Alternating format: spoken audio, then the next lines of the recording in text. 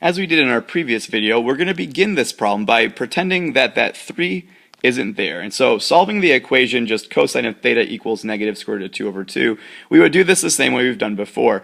Looking in my trig chart, I see that the angle that gets me a ratio, a cosine ratio of square root of 2 over 2 is just pi over 4, which is really just a reference angle. This is no different than anything we've done all week long, or if you've watched our previous set of videos.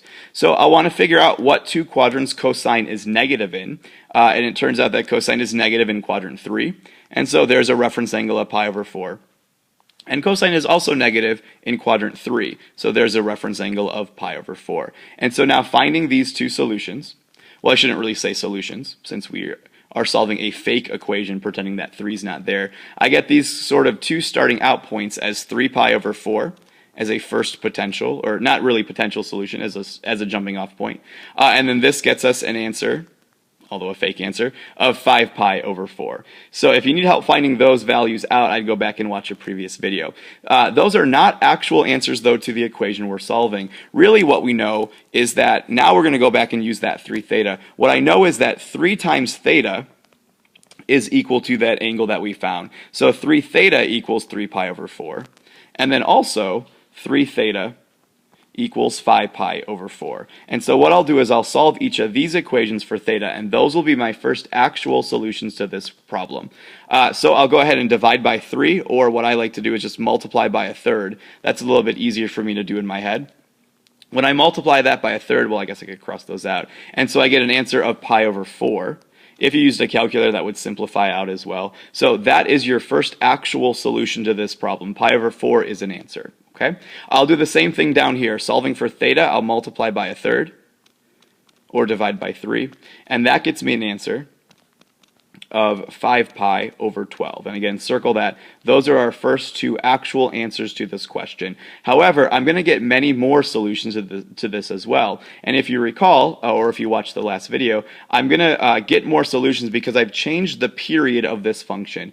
That b value has affected the period, and it's making our graph repeat or cycle more often. And so to find the new period of this function, it's 2 pi, which is the normal period, divided by the b value, which is 3 in this case. Now that can't be simplified, but what I'm going to do with that, it's not a solution, but what I'm going to do with that is I'm going to keep adding 2 pi over 3 to my answers until I can't have any more answers. And I know I'll hit a limit when I get something that's bigger than 2 pi, because remember, we want to be only have answers between 0 and 2 pi.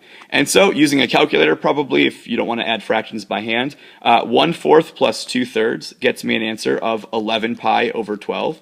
And that answer is less than 2 pi. I could check that by dividing 11 by 12. I'd see that's less than 2. Or just think about what your numerator would be if you had a 12 in the denominator to get a 2 as an answer.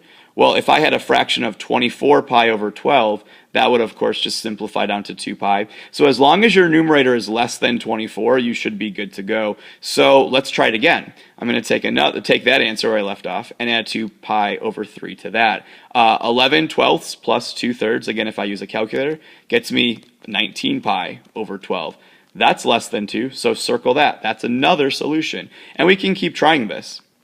However, if I try a fourth time, 19 pi over 12 plus 2 pi over 3 would get me an answer, I believe, of 27 pi over 12, if I'm doing my math correctly, which is a numerator bigger than 24. If I divide 27 by 12, it's bigger than 2. So even though that's an answer, it's not an answer in our domain, so I stopped there. Okay? So there's 3 answers we found up there. Let's do the same thing down here. So let's go ahead and add 2 pi over 3 as many times as we can until we get a number that's bigger than 2 pi.